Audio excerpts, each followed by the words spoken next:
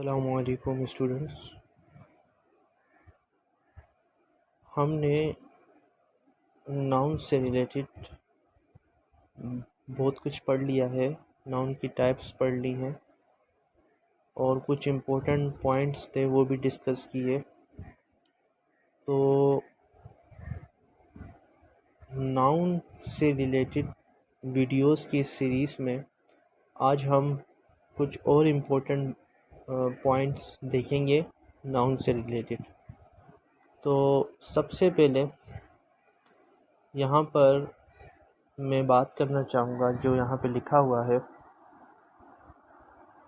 Uncountable noun are always singular because uncountable noun जो है वो हमेशा सिंगुलर रहते हैं। क्यों सिंगुलर रहते हैं? Because uncountable noun can be count. Uncountable noun count नहीं हो सकते। That's why uncountable noun can't be plural. इसलिए अनकाउंटेबल नाउन प्लूरल हो नहीं सकते। तो इसका मतलब, इस पूरे पॉइंट का मतलब ये है कि जो अनकाउंटेबल नाउन होगा वो हमेशा सिंगल होगा, हमेशा सिंगुलर होगा, वाहिद होगा, सिंगुलर होगा। ठीक है, क्योंकि अनकाउंटेबल नाउन को आप काउंट नहीं कर सकते, इसलिए वो हमेशा सिंगुलर होगा। ठीक है, अब इसकी एग्जांपल यहाँ पर है और एग्जांपल हमारे पास वाटर है, मिल्क है, फर्नीचर है और इसी तरीके से और भी एग्जांपल्स हैं। ठीक है, तो वाटर, मिल्क, फर्नीचर ये जो है अनकाउंटेबल नाउन है। ठीक है, इसमें फर्नीचर नहीं आएगा, बस वाटर और मिल्क ये दोनों uncountable noun.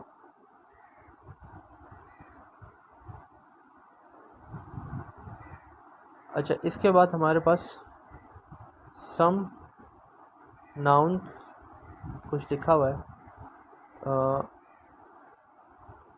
Some nouns have same singular and plural form. कुछ नाउन जो है वो उनकी जो सिंगुलर फॉर्म होती है और जो प्लूरल फॉर्म होती है वो सेम होती है। ठीक है, तो उनकी सिंगुलर फॉर्म भी होती है और प्लूरल फॉर्म दोनों सेम होती है। ठीक है, तो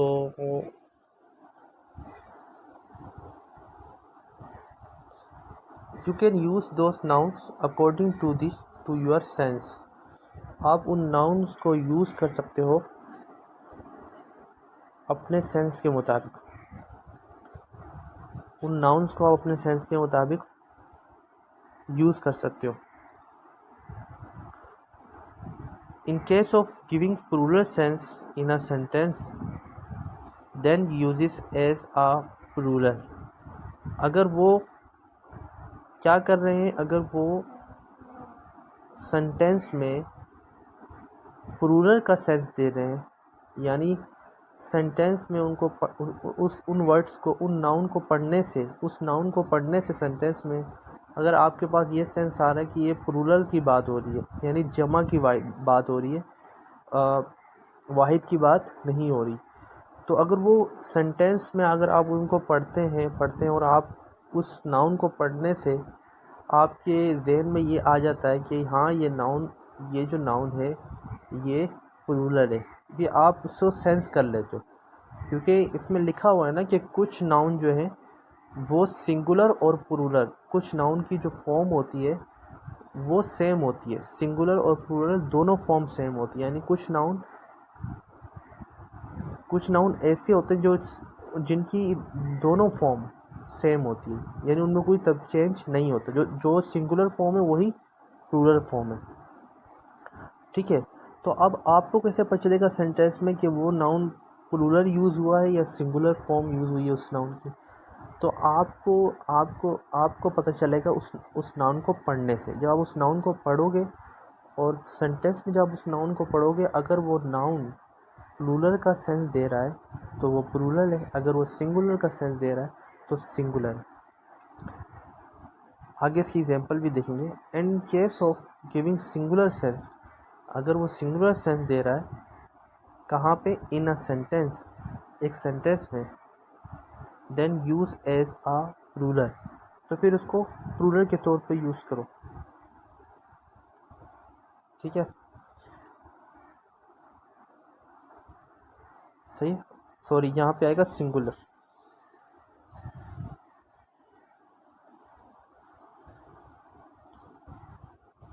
ठीक है, तो यहाँ तक आपको क्लियर है कि क्या कहा जा रहा है कि कुछ नाउन जो है वो सेम फॉर्म रखते हैं, चाहे वो सिंगुलर हो या चाहे वो प्लूरल हो, उनकी फॉर्म सेम होती है। लेकिन हमें कैसे पता चलेगा कि वो सेंटेंस में सिंगुलर यूज़ हुए या प्लूरल यूज़ हुए? अगर हमें उस नाउन को पढ़ने से पता चलेगा। अगर हम उस नाउन को सेंटेंस में पढ़ते हैं और वो हमें कौन सा सेंस दे रहा होता है, वो हमें प्लूरल का सेंस दे रहा होता है, तो समझो वो प्लूरल है। ठीक है, तो हम उसको प्लूरल के तौर पे यूज़ करेंगे। अगर वो सिंगुलर का सेंस दे रहा है तो हम उसको सेंटेंस में, अगर वो सिंगुलर का सेंस दे रहा है तो हम उसको सिंगुलर के तौर पे यूज़ करेंगे। अब यहाँ पे देखें, जैसे फॉर एग्जांपल यहाँ पर हमारे पास डियर, अब इसकी एग्जांपल भी दी गई है, एग्जांपल से और क्लियर हो जाएगा आपको। डियर, अब डियर का डियर्स तो नहीं होता ना, डियर के आगे एस कभी लगा नहीं लगा ना, कहीं भी आप लिखते हो, आपको एप्लीकेशन आप, जैसे मैं आप लोगों को बोलता हूँ डियर स्टूडेंट्स, ठीक है, तो डियर स्टूडेंट्स तो नहीं कहता ना डियर, क्योंकि आप लोग तो बहुत सारे हो। ठीक है, मैं सारे स्टूडेंट को मुखातिब कर रहा हूँ, तो उन सबको मुखातिब कर रहा हूँ, तो अब मुझे डियर्स बोलना चाहिए, तो मैं डियर क्यों बोल रहा हूँ? इसलिए कि ये जो डियर नाउन है, ये इसकी दोनों फॉर्म सेम होती है, सिंगुलर और प्लूरल दोनों फॉर्म सेम होती है। तो डियर ही प्लूरल में यूज़ होगा और डियर ही सिंगुलर में यूज़ होगा। अगर आप एक स्टूडेंट की बात करें, डियर स्टूडेंट, मैं जैसे कहूँ फॉर एग्ज़ाम्पल, मैं किसी का नाम लेता हूँ, डियर शेरोज़ एक स्टूडेंट है, डियर शेरोज़, तो एक स्टूडेंट की बात हुई। ठीक है, और अगर मैं बात करूँ डियर स्टूडेंट्स, या इस तरह समझ लें कि अगर मैं बात करूँ डियर स्टूडेंट, तो स्टूडेंट का मैंने स्टूडेंट यानी एक स्टूडेंट की बात की, तो उस टाइम जो डियर है वो किस लिए यूज़ हो रहा होगा? उस टाइम जो डियर है वो सिंगुलर यूज़ हो रहा होगा। लेकिन अगर मैं बात करूँ डियर स्टूडेंट्स, अगर मैं बात करूँ डियर स्टूडेंट्स, इसका मतलब मैं बहुत सारे स्टूडेंट्स की बात करूँ, एक की नहीं कर रहा, तो तब डियर किस फॉर्म में यूज़ हो रहा है? प्लूरल फॉर्म में यूज़ हो रहा है।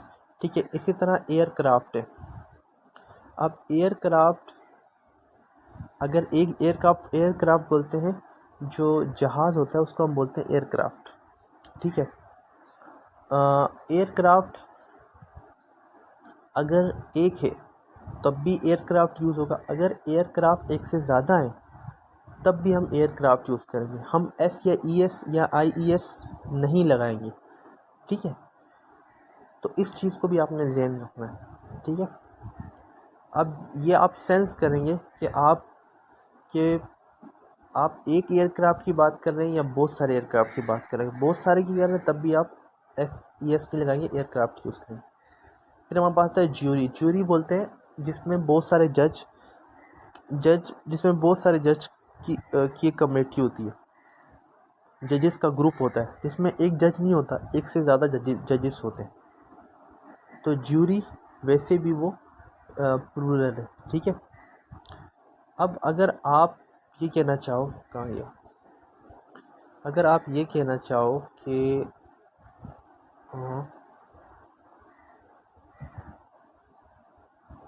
अगर आप ये कहना चाहो कि ज्यूरीज कोई वर्ड नहीं होता, जैसे एक ग्रुप है ना, इसमें बहुत सारे जिसमें बहुत सारे जजेस हैं, एक ग्रुप है जिसमें बहुत सारे जजेस हैं। इसी तरह एक से ज़्यादा अगर ग्रुप हो जजेस के, एक ग्रुप है ना इसमें, जूरी का मतलब एक ग्रुप जजेस का, लेकिन अगर एक से ज़्यादा ग्रुप हो जजेस के, 3 ग्रुप हो 4 ग्रुप हो, तो हम उसको ज्यूरीज नहीं कहेंगे, क्योंकि प्लूरल हो गया ना। तो हमें जूरीज कहना चाहिए, लेकिन हम जूरीज नहीं कहेंगे, हम ज्यूरी ही कहेंगे। ठीक है, चाहे एक जजेस का ग्रुप हो, चाहे एक ग्रुप हो जजेस का, या एक से ज़्यादा ग्रुप हो जजेस के, हम ज्यूरी ही कहेंगे। ठीक है, क्योंकि इसके सिंगुलर और प्लूरल फॉर्म दोनों सेम है। अब काउंसिल का मतलब होता है, काउंसिल होते हैं, ठीक है। अब जैसे काउंसलर होता है, काउंसिल एक एरिया होता है पूरा। ठीक है, अब इसके लिए इसके आगे एस या ई एस नहीं लगेगा, आई ई एस नहीं लगेगा। ठीक है, ये काउंसिल ही रहेगा। फिश मछली को बोलते हैं, लेकिन फिशेस नहीं होगा, सिर्फ फिश होगा, चाहे एक मछली हो या चाहे एक से ज़्यादा मछली हो। ठीक है, तो इसका मतलब ये हो गया कि कुछ नाउन्स ऐसे होते हैं जो जिनकी सिंगुलर और प्लूरल, यानी जिनका वाहिद और जमा, जिनकी सिंगुलर प्लूरल दोनों फॉर्म सेम होती है। और इसकी एग्जांपल मैंने आपको यहाँ पे क्या कर दी, क्लियर कर दी। आगे चलते हैं। अच्छा, अब लिखा हुआ है कि इफ़ यू फील और सेंस। अच्छा, सेंस का मतलब होता है फील करना, सेंस का मतलब होता है फील करना। आपके इंसान में 5 सेंसेस होते हैं। ठीक है, तो इफ़ यू फील और सेंस, अगर आप सेंस करते हैं that each noun found in collective noun,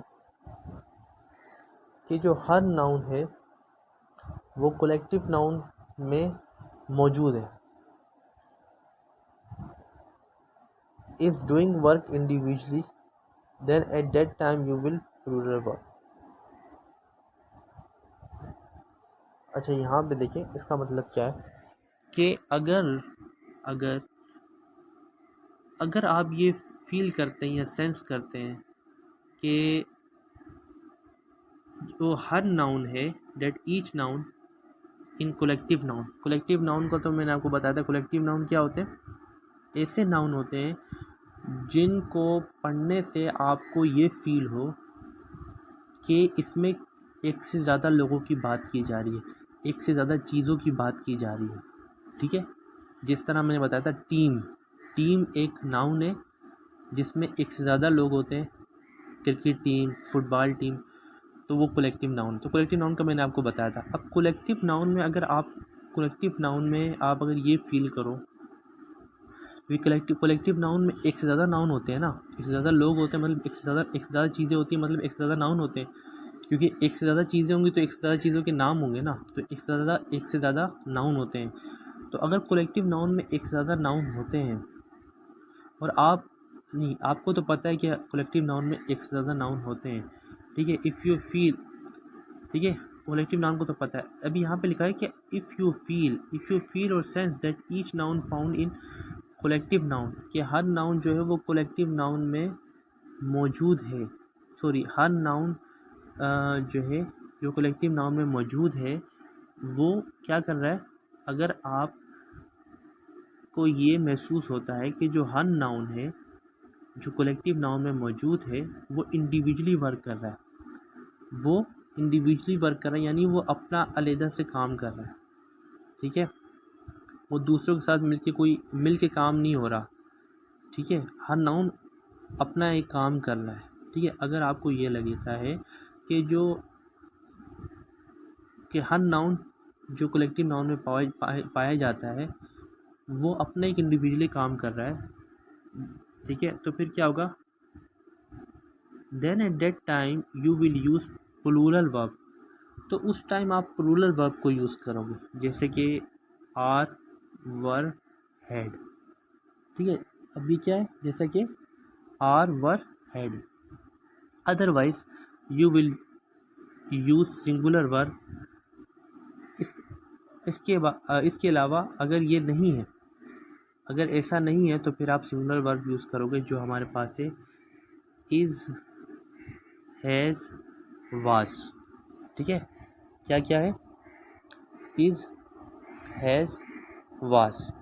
तो यहाँ पे इस पूरे सेंटेंस में किस की बात की जा रही है, इसमें बताया जा रहा है कि अगर आपको ये फील होता है कि जो कलेक्टिव नाउन में, क्योंकि कलेक्टिव नाउन में एक से ज़्यादा नाउन होते हैं, आपको तो ये मालूम है। तो अगर आपको कलेक्टिव नाउन को पढ़कर आपको ये फील होता है कि जो कलेक्टिव नाउन में जितने भी नाउन है, हर नाउन अपना इंडिविजुअली काम कर रहा है, अपना अलग से एक अलग काम कर रहा है, तो उस टाइम आप उस कलेक्टिव नाउन के साथ क्या यूज़ करोगे? आप यूज़ करोगे प्लूरल वर्ब। कौन से यूज़ करोगे? Plural verb. और प्लूरल वर्ब कौन से हमारे पास? आर, वर और हैड। अगर ऐसा नहीं है तो फिर आप सिंगुलर वर्ब यूज़ करोगे, फिर आप सिंगुलर वर्ब यूज़ करोगे। और सिंगुलर वर्ब हमारे पास क्या है? Is, has, was. ठीक है, इज़, हैज़, वाज। अब इसकी एग्जांपल देख लेते हैं, आप और क्लियर हो जाएगा। एग्जांपल में हमारे पास है the team is doing practice. The team is doing practice. अब इस सेंटेंस में हमारे पास कलेक्टिव नाउन क्या है जी? हमारे पास कलेक्टिव नाउन क्या है? तो हमारे पास यहाँ इस सेंटेंस में जो कलेक्टिव नाउन है वो टीम है। क्या है? टीम है। तो टीम को पढ़ने से अंदाज़ा हो रहा है कि इसमें एक से ज़्यादा नाउन मौजूद है। ठीक है, इसमें एक से ज़्यादा नाउन मौजूद है, क्योंकि टीम में एक खिलाड़ी तो नहीं होता। अच्छा, इसी तरीके से अब the team is doing practice. तो टीम में जो प्रैक्टिस कर रहे हैं, अब टीम तो कलेक्टिव नाउन है, लेकिन टीम में 12 खिलाड़ी होते हैं। ठीक है, 11 खिलाड़ी होते हैं। ठीक है, 12 नहीं, 11 खिलाड़ी होते हैं टीम में। तो 11 खिलाड़ी जो होते हैं, उनमें हर खिलाड़ी का अपना एक काम होता है। कोई फील्डिंग, कोई बैट्समैन होता है, कोई बॉलर होता है, कोई विकेट कीपर होता है। ठीक है, कोई कैप्टन होता है। ठीक है, तो हर खिलाड़ी का अपना एक काम होता है।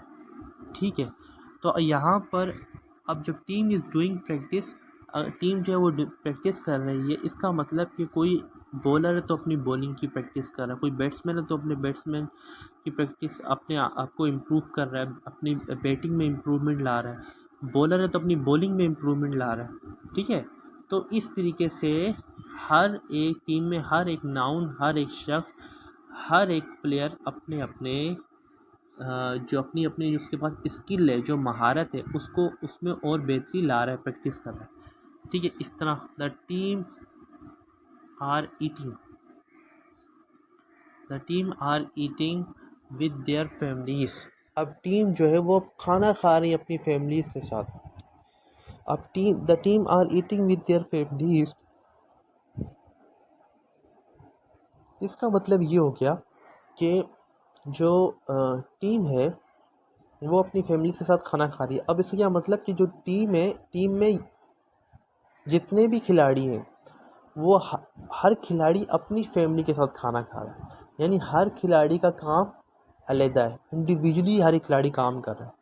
इनफरादी तौर पर हर खिलाड़ी अपना काम कर रहा है, वो दूसरे खिलाड़ी के साथ मिलकर काम नहीं कर रहा, वो इंडिविजुअली काम कर, अकेले ही काम कर रहा है, वो दूसरे खिलाड़ी के साथ मिलकर काम नहीं कर रहा। और वो अकेले क्या काम कर रहा है? अपनी फैमिली के साथ खाना खा रहा है। इसका मतलब इस सेंटेंस से शो हो रहा है, या इस टीम वर्ड को पढ़कर हमें ये शो हो रहा है सेंटेंस में, कि इस टीम का हर खिलाड़ी अपनी फैमिली के साथ खाना खा रहा है। तो इसका मतलब फिर इस टीम के साथ कौन सा वर्ब यूज़ होगा? प्लूरल वर्ब यूज़ होगा। और प्लूरल वर्ब हमारे पास कौन सा है? कौन कौन से? आर, वर और हैड। तो यहाँ पे कौन सा वर्ब आएगा? आर आएगा। आर, क्योंकि किसकी बात की जा रही है? प्रेजेंट कंटिन्यूस की बात की जा रही है, तो आर आएगा। ठीक है, अब यहाँ पे क्या है? यहाँ पे देखें, the team is doing practice. ये जो पिछला सेंटेंस था ये मैंने आपको क्लियर नहीं किया, अब मैं क्लियर करता हूँ। यहाँ पे लिखा है the team is doing practice. Team क्या कर रही है? प्रैक्टिस कर रही है। अब the team is doing practice यानी टीम प्रैक्टिस कर रही है, तो इसमें जितने भी खिलाड़ी हैं वो क्या कर रहे हैं? वो एक ही काम कर रहे हैं, और वो काम प्रैक्टिस से कर रहे हैं, और वो मिल के कर रहे हैं। इंडिविजुअली हर खिलाड़ी अपना अपना कोई काम नहीं कर रहा, बल्कि सारे खिलाड़ी एक ही काम कर रहे हैं और वो प्रैक्टिस कर रहा है। तो इसलिए जो टीम कलेक्टिव वर्क था उसके साथ जो है कौन सा सॉरी इससे जो टीम कलेक्टिव नाउन था उसके साथ कौन सा वर्ब यूज़ हुआ, सिंगुलर। और सिंगुलर वर्ब हमारे पास कौन कौन से हैं, इज़, हैज़, वाज। तो यहाँ पर प्रेजेंट कंटिन्यूस है तो यहाँ पे क्या यूज़ होगा, इज़ यूज़ होगा। इसके बाद हमारे पास क्या है, the committee has submitted its report. The committee अब देखिए कमेटी इस सेंटेंस में से क्या शो हो रहा है, इस सेंटेंस में बताया जा रहा है कि कमेटी थी, उस कमेटी ने अपनी एक रिपोर्ट सबमिट करा दी, ठीक है, कहीं ना कहीं अपनी रिपोर्ट सबमिट करवाई है। अब कमेटी क्या है, कलेक्टिव नाउन है, क्योंकि कमेटी में एक ज़्यादा लोग होते हैं। तो अब एक नाउन तो होता नहीं, एक ज़्यादा नाउन होते हैं। तो अब क्या होगा कि अब कमेटी ने अपनी रिपोर्ट सबमिट करा दी, इसका मतलब कि कमेटी के जितने भी लोग थे उन्होंने मिलकर रिपोर्ट पे काम किया, उन्होंने सब ने मिलकर एक ही काम किया। कमेटी में जितने भी लोग थे उन्होंने सब में मिलकर एक ही काम किया, किस, ठीक है, जितने भी लोग थे सब ने मिलके एक ही काम किया, किसी ने अलग अलग काम नहीं किया, सब ने मिलके, ठीक है, सब ने मिलके एक ही काम किया और वो रिपोर्ट तैयार करने का काम किया था और वो रिपोर्ट सबमिट कराई, ठीक है। The committee has submitted its report का मतलब यही है कि जो कमेटी है उसने उसमें जितने भी अफराद थे उन सब का काम क्या था, एक ही था, और उन सब ने मिल के काम किया, ठीक है। किस पे काम किया होगा, रिपोर्ट पे काम किया होगा और फिर वो सबमिट हो गई। तो रिपोर्ट बनाने में काम किया होगा ठीक है। तो उन सब ने अपना, उनका कोई अलग अलग काम इसमें शो नहीं हो रहा, उनका काम सबका एक ही है, सेम ही शो हो रहा है, ठीक है। इसके बाद इस सेंटेंस को पढ़ने से आपको ये अंदाज़ा हो गया कि जो कमेटी है उसमें जितने भी लोग हैं वो सिर्फ एक ही काम कर रहे थे, क्या कर रहे थे, एक ही काम उन्होंने किया, और क्या किया, रिपोर्ट को सबमिट करना, ठीक है। अब यहाँ पे क्या है, यहाँ पे देखें द कमेटी, अच्छा अब इसमें तमाम लोग एक ही काम कर रहे थे तो इसलिए इसके साथ जो इस कलेक्टिव नाउन के साथ जो वर्ब यूज़ होगा वो सिंगुलर यूज़ होगा, प्लूरल नहीं होगा। और सिंगुलर क्या है, हैज़। सिंगुलर क्या है, हैज़। प्लूरल इसलिए नहीं यूज़ होगा क्योंकि हम यहाँ ऊपर कह चुके हैं कि ऐसे कलेक्टिव नाउन, अगर आपको कलेक्टिव नाउन को पढ़कर ये मालूम होता है कि कलेक्टिव के उसमें मौजूद जितने भी नाउन हैं वो सब अपना अलग अलग काम कर रहे हैं, तो फिर आप उस कलेक्टिव नाउन के साथ प्लूरल वर्ब यूज़ करोगे। लेकिन अगर आपको कलेक्टिव नाउन को पढ़ के ये मालूम होता है, ये सेंस आता है, ये फील होता है कि उस कलेक्टिव नाउन के अंदर मौजूद जितने भी नाउन है वो अपना अलग अलग काम नहीं कर रहे बल्कि वो सब मिलके एक काम कर रहे हैं, तो फिर आप उस कलेक्टिव नाउन के साथ क्या यूज़ करोगे, सिंगुलर वर्ब। और सिंगुलर वर्ब हमारे पास है इज़, हैज़, वाज, ठीक है। तो यहाँ पर कमेटी में मौजूद तमाम लोग या तमाम नाउन, इस कलेक्टिव नाउन के अंदर मौजूद तमाम नाउन एक ही काम कर रहे थे और वो रिपोर्ट सबमिटेड का था, तो इसलिए इस कलेक्टिव नाउन के साथ सिंगुलर वर्ब यूज़ हुआ, जो कि था कौन सा वर्ब यूज़ हुआ। अब सिंगुलर वर्ब तो बहुत सारे, इज़, हैज़, वाज, लेकिन यहाँ पर हैज़ यूज़ हुआ, ठीक है। क्योंकि हैज़ क्यों यूज़ हुआ, क्योंकि थर्ड फॉर्म के साथ कौन सा वर्ब यूज़ होगा, हैज़ यूज़ होगा।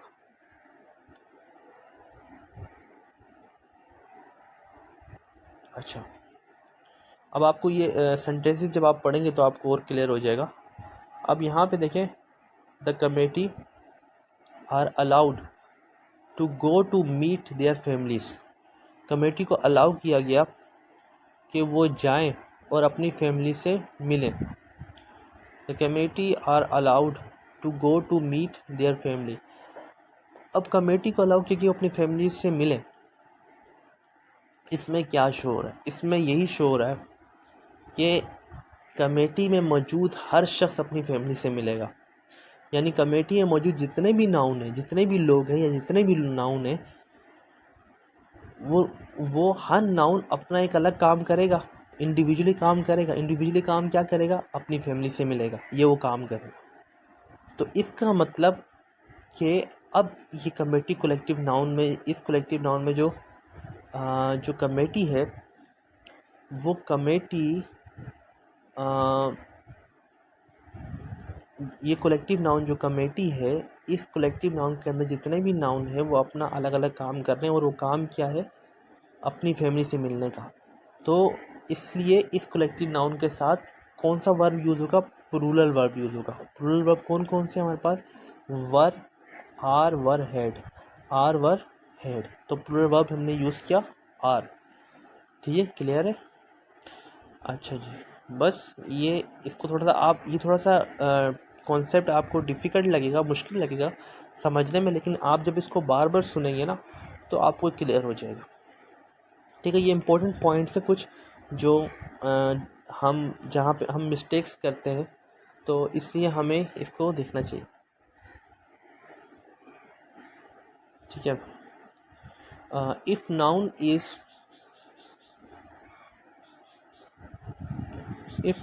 Is neuter gender, then we will use it with that noun।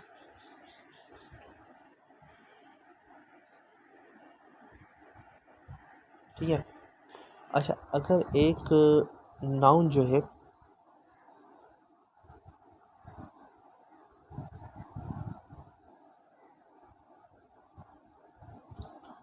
उसका जो उसका जेंडर है, ठीक है, अगर कोई नाउन है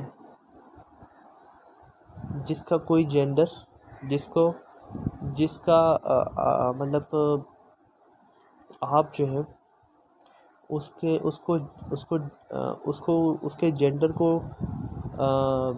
आप उसको डिफ्रेंशिएट नहीं कर सकते जेंडर में, उसका जेंडर कोई है ही नहीं। ठीक है, ठीक है। तो उनके साथ हम क्या यूज़ करेंगे? उन नाउन के साथ जो हम यूज़ करेंगे, उनके साथ ही शी नहीं यूज़ होगा, क्योंकि ही तो लड़के के लिए यूज़ होता है और शी लड़की के लिए यूज़ होता है। उनके साथ ही शी यूज़ नहीं होगा, उनके साथ दे, वी, यू नहीं यूज़ होगा, उनके साथ जो यूज़ होगा वो इट यूज़ होगा। ठीक है, ठीक है। तो ऐसे नाउन जिनका कोई जेंडर नहीं है, if noun is neuter gender, अगर नाउन जो है वो न्यूटर जेंडर है, उनका कोई जेंडर नहीं है, उनका कोई जेंडर भाई नहीं है, तो फिर या आप उनके जेंडर, ठीक है, इनका कोई जेंडर नहीं है, जिस तरह कीड़े मकोड़ों का जेंडर, ठीक है, उनका अपना जेंडर होगा, लेकिन हम डिफ्रेंशिएट नहीं कर सकते कि इसमें मेल कौन है, फीमेल कौन है। ठीक है, तो इन ऐसे नाउन के लिए हम इट यूज़ करेंगे। तो हम क्या यूज़ करेंगे? हम ऐसे नाउन के लिए क्या यूज़ करेंगे? इट यूज़ करेंगे। ठीक है, बल्कि आप इस तरह समझ लें, हाँ,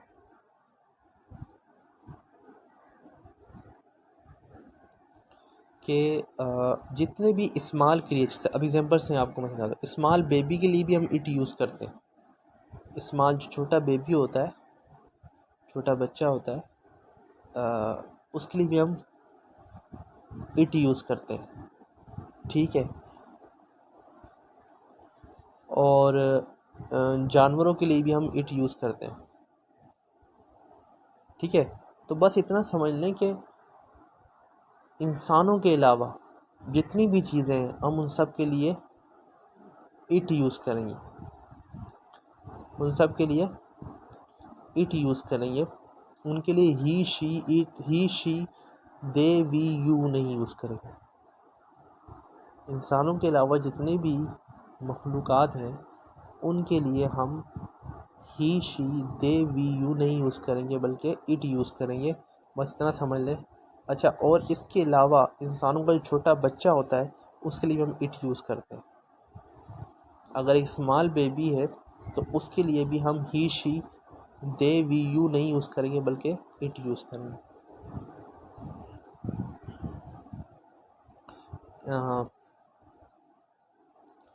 और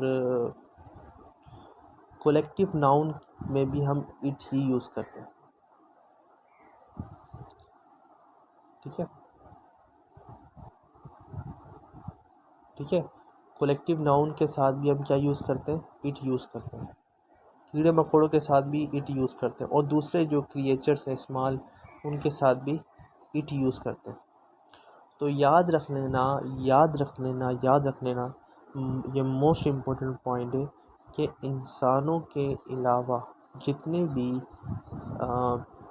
मखलूक़ात हैं उनके लिए हम इट यूज़ करेंगे, उनके लिए हम ही शी दे वी यू नहीं यूज़ करेंगे। और इसके और इंसानों में जो छोटे बच्चे हैं, स्मॉल बेबी हैं, उनके लिए भी हम इट यूज़ करेंगे, ही शी दे वी यू नहीं यूज़ करेंगे। और जो कोलेक्टिव नाउन है, जितने भी कोलेक्टिव नाउन हैं उनके लिए भी हम इट यूज़ करेंगे, हम दे वी यू ही शी नहीं यूज़ करेंगे। ठीक है, क्लियर है।